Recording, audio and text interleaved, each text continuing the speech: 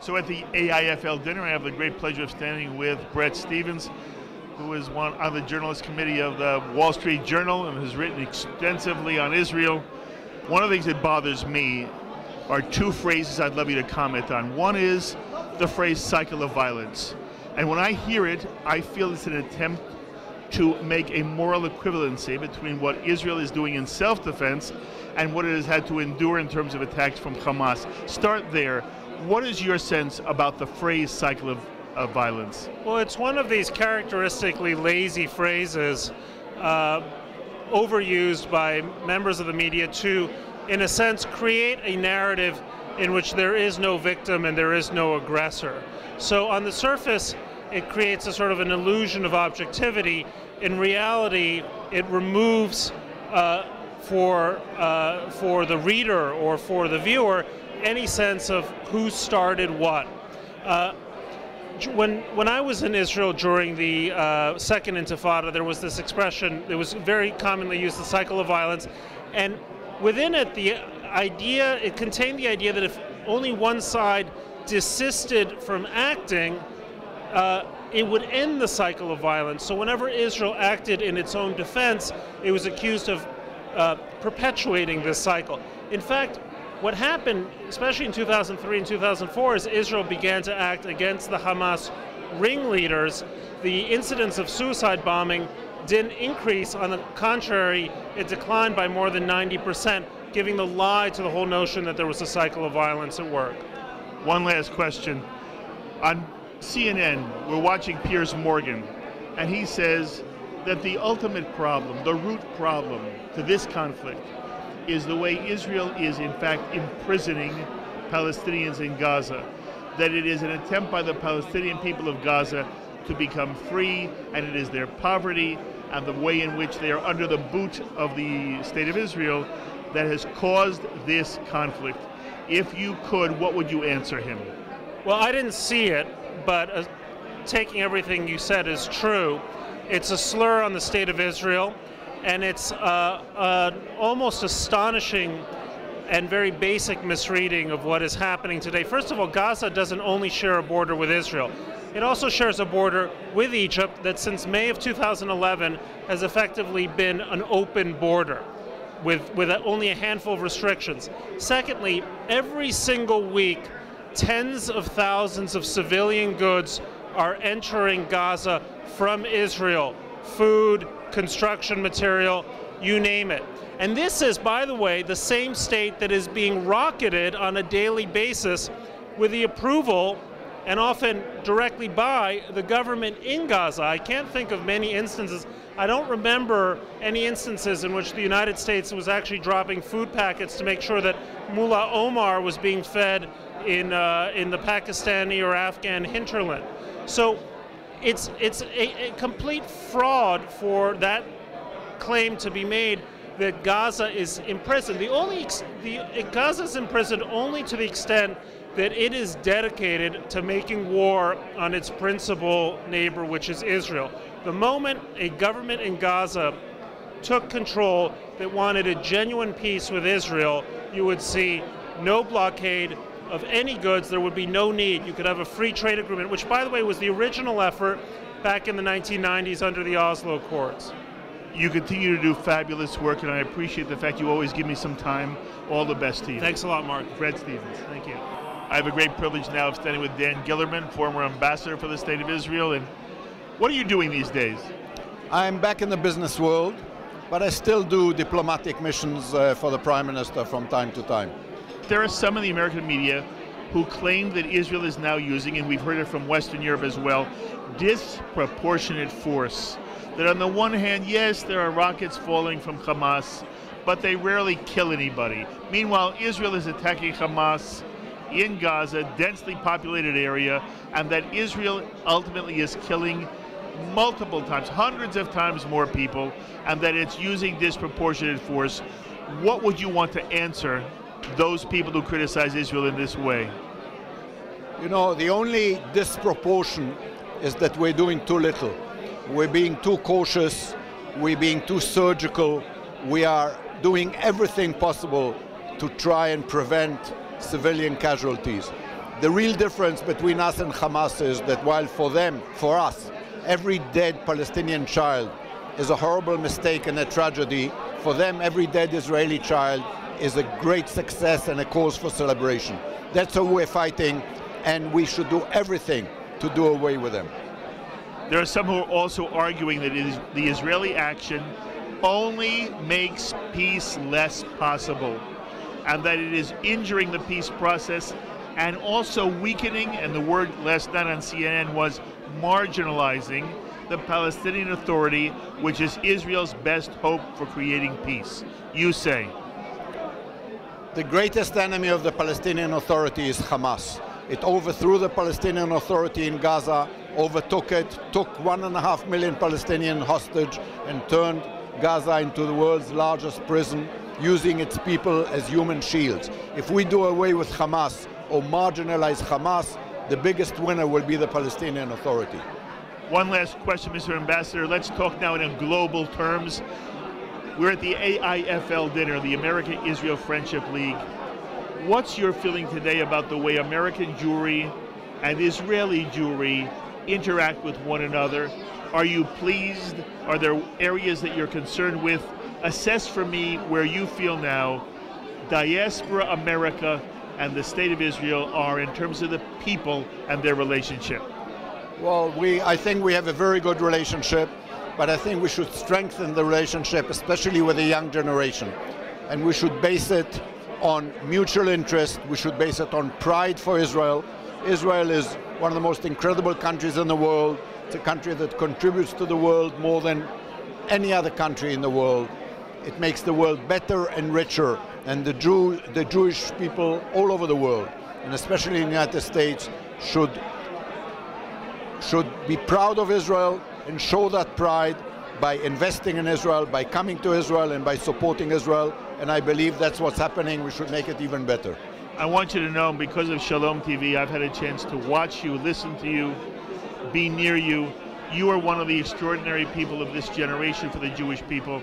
I thank you for your years of service. Thank you very much. And I enjoy speaking to you on Shalom TV. We'll do more of it. We will. Thank Good luck. you. Thank you Dan very Gillerman. much. We talked a moment on the phone, but I want to follow up now. It's a few days later. The war has continued. My first question is, how do you feel it is being portrayed in the American media, both print and on television?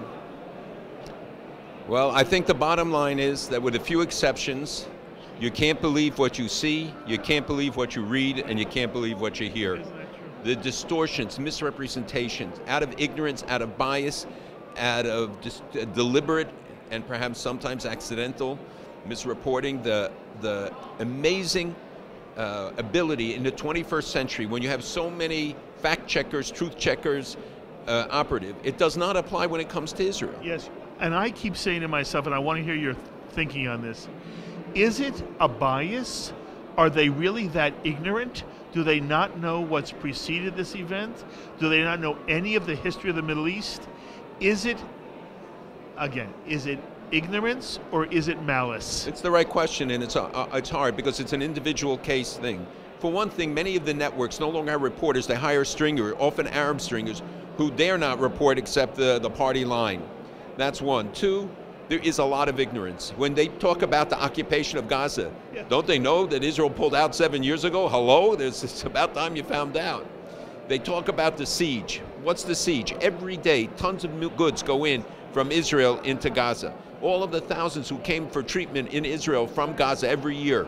This is the story they never tell. The fact that they fall victim to the pictures that they get about children being killed by the Israelis when in fact they were killed in the war in Syria, or they were killed by a Hamas missile, which they admit to later. The fact that even Hamas organizations say that the vast majority of those killed were terrorists or militants as they call them. And yet the media buys into this line and continues to repeat and repeat it. You know what? I want Israel held to a higher standard. Not a double standard, not an impossible standard, not to have to overcome lies and misrepresentations. Tell the truth. Israel can do very well. It can stand by its record in this war. Look how it has used the weapons that it has, powerful weapons, with such discretion, with such care. They could have finished the first day carpet bombing Gaza. But instead they take out a weapons site between two buildings, between a church and a mosque, and neither building touched. And reporters are saying, look at the destruction, and saying, and the laundry is hanging on either side. Hello, the laundry is hanging still.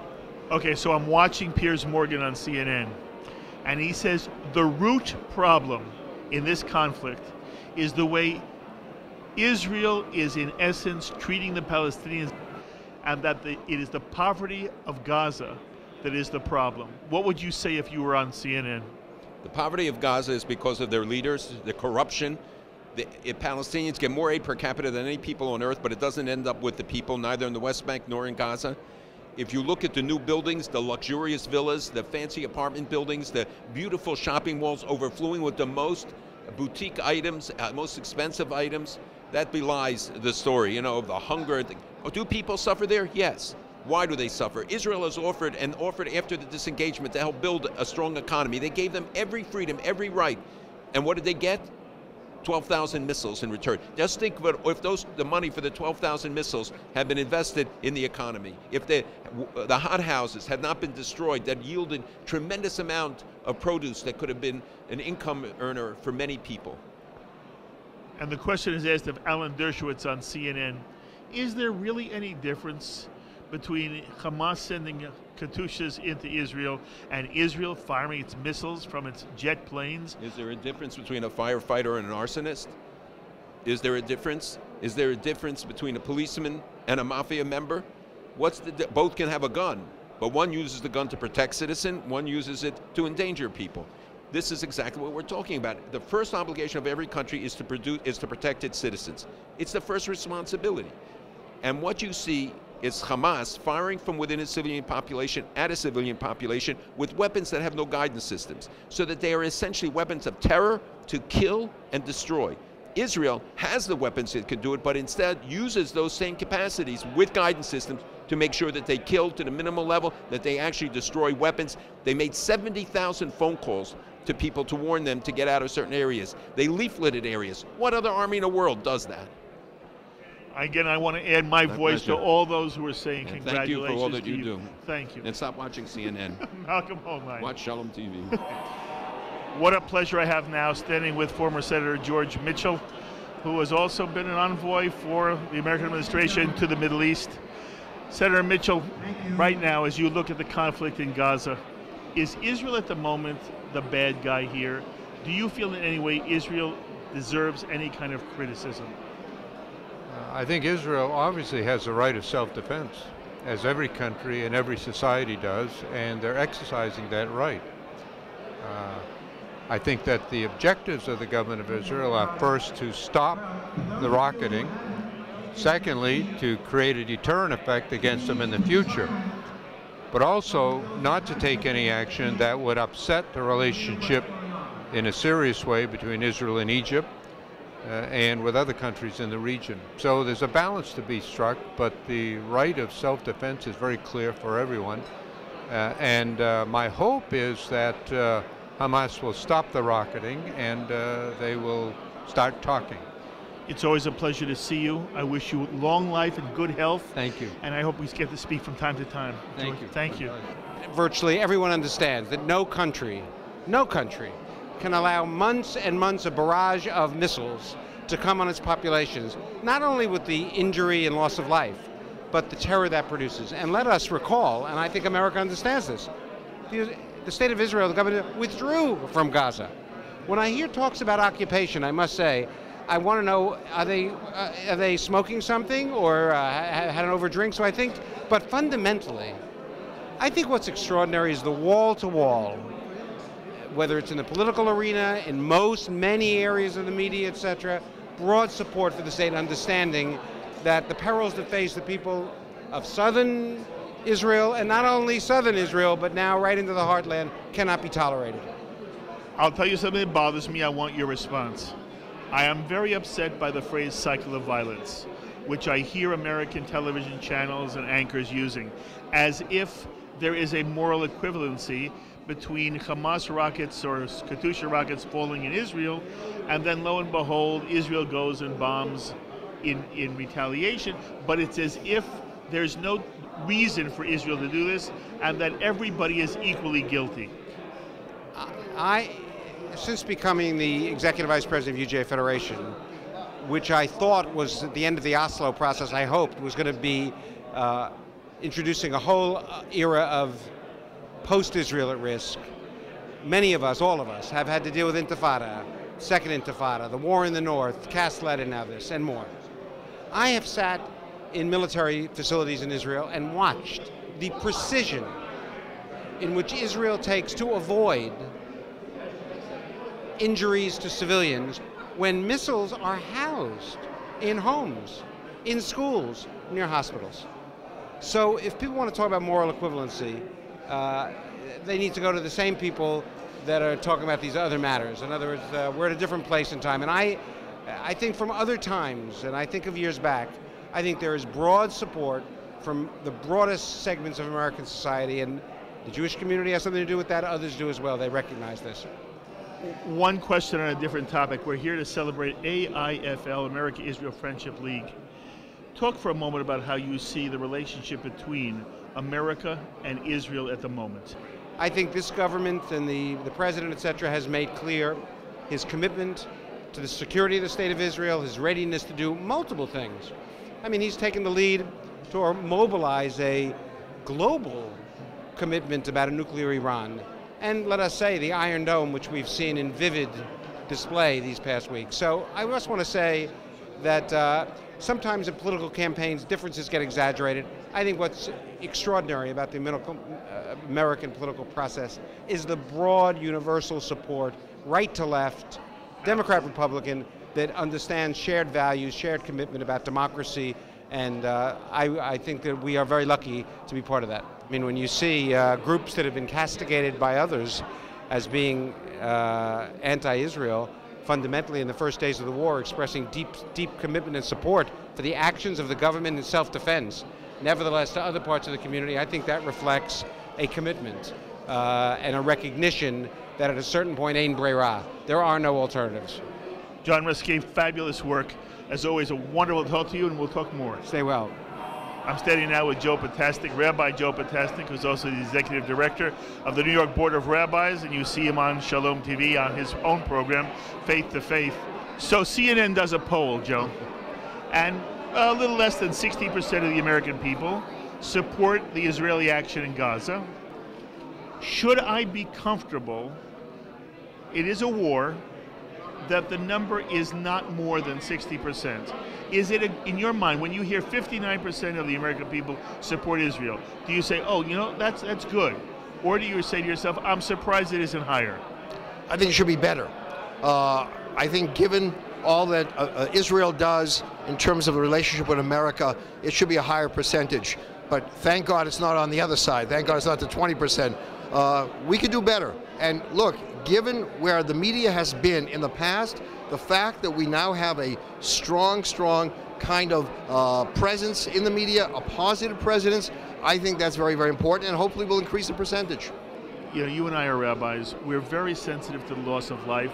The Jewish tradition has this, and I believe, exquisite sensitivity to the well-being even of one's enemy. So the charge, again on CNN, is that Israel is using disproportionate force, that there are a handful of deaths on the Israeli scene, and meanwhile there are hundreds of deaths as a result of the Israeli action. So Piers Morgan asks Alan Dershowitz last night, what's the difference between Hamas bombing, sending the Katyusha rockets into Israel, and then Israel sends its missiles into Gaza? Is there any difference? And what do you say about this notion that Israel is correct to protect itself, but it is using disproportionately too much force? Well, I think that the challenge of disproportionate force shouldn't be hurled against Israel. It should be hurled against Hamas. When you put all of your bombing mechanisms, all of your factories in hospitals, in mosques, in residences, who's using the disproportionate force? If you're going to fight a war, fight it morally, but they don't use morality, you know, in the equation. So what should we do in responding? You know, there are those people who always said, turn the other cheek. So for many years, we turned the other cheek, and what happened? What happened? We got more missiles. I think we should not fall prey to that fallacious argument. You have to stand strong, and also not only to respond, but to prevent the person from doing it again. If someone comes and attacks my son, I'll make sure he won't do it again, and I'll use all the force I have. Rabbi Joe Potasnik, always a pleasure. Great work. Thank you. Thank Joe you all Potasnik. you do. Thank you. Well done. A great pleasure right now of speaking to the Reverend Robert Stearns, who's also the executive director of Eagle's Wings, which is one of the premier Christian organizations in America. Look, you're here for the American-Israel Friendship League. You care enormously about the state of Israel. Absolutely. We just hosted a conference call with close to 1,000 Christian leaders with Consul General David Siegel from Los Angeles.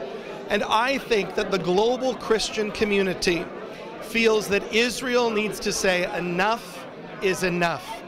Time after time we've gone through these kinds of incursions. The time has come to put an end to Hamas, to put an end to the kind of terror that Israelis are having to live under on a constant basis. And so obviously it's very sad, the loss of civilian life, but we must get in and break the back of this vicious, violent, rogue group if there's ever going to be hope for stability in the region.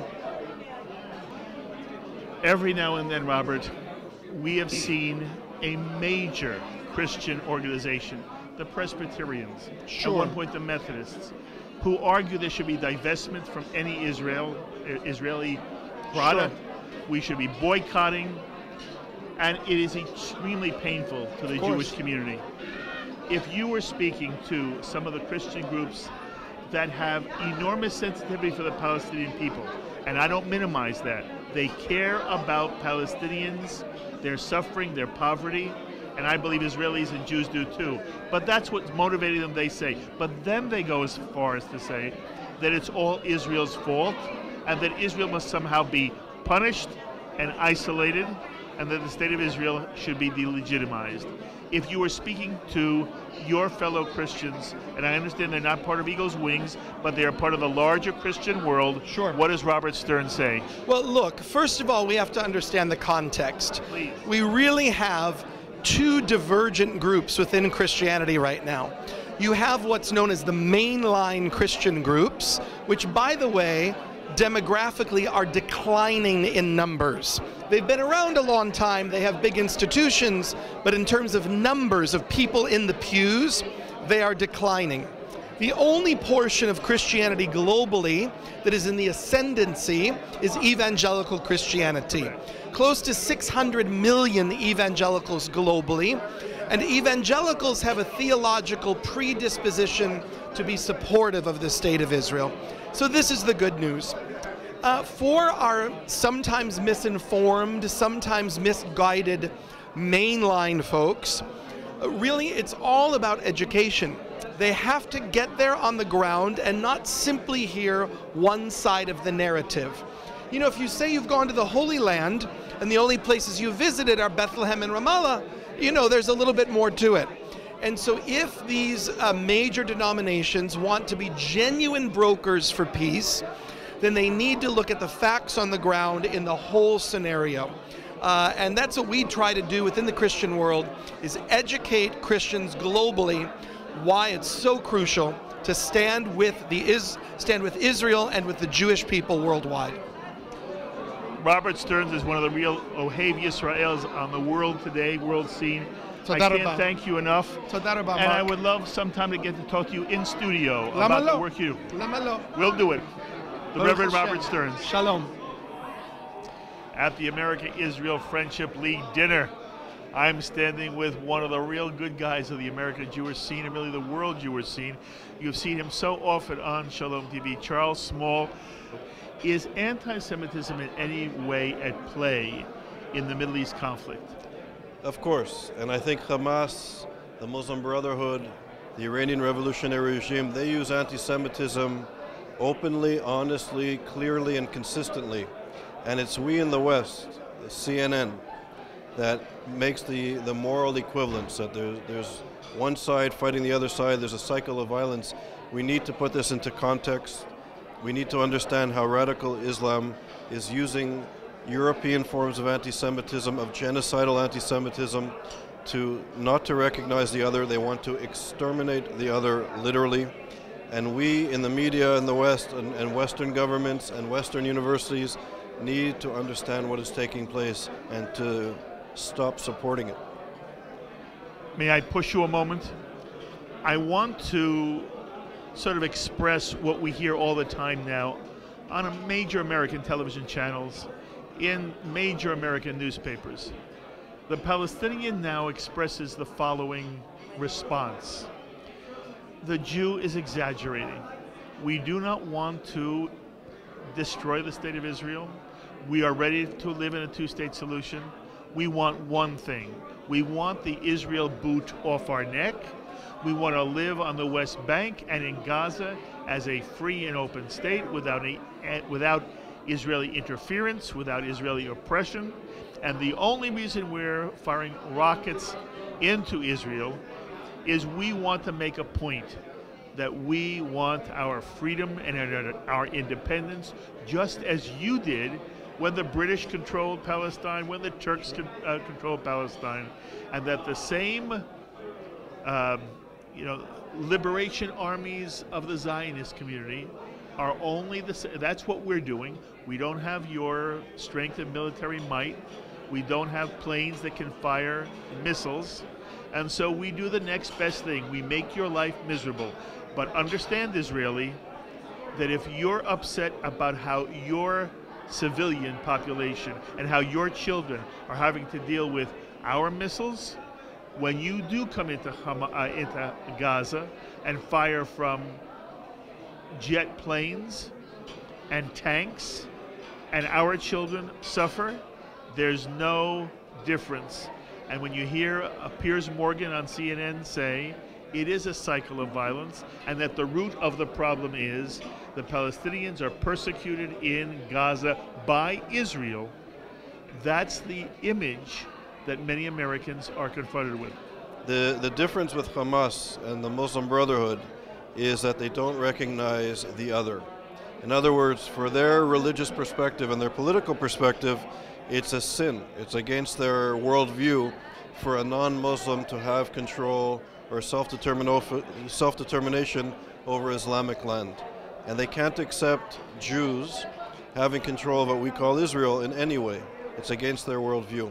So we know philosophically when we don't respect the other, when we demonize the other and don't see them as fully human or perceive them as bacteria and germs as Hamas and the Iranian revolutionary regime does, we know that this leads to horrible things, to justifying slavery, to justifying segregation, to justifying, in its extreme form, genocide. So for those Palestinians, and there are Palestinians who want to recognize the Israelis, recognize the Jewish narrative as well as their own narrative, no problem. But if it's a question over the existence, the self-determination of the Jewish people, it's a problem. And Israel will fight to exist while these people are trying to fight to destroy. And this is the problem. It is always a joy to be with you. Again, I am so happy for you.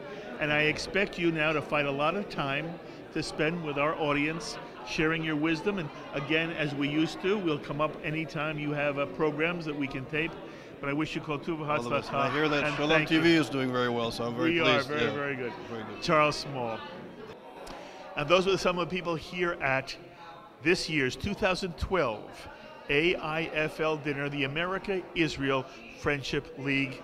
We hope you enjoyed hearing what they had to say. Please join us for the entire dinner event right here on Shalom TV. I'm Mark Golub. Until the next time, be well, my friends.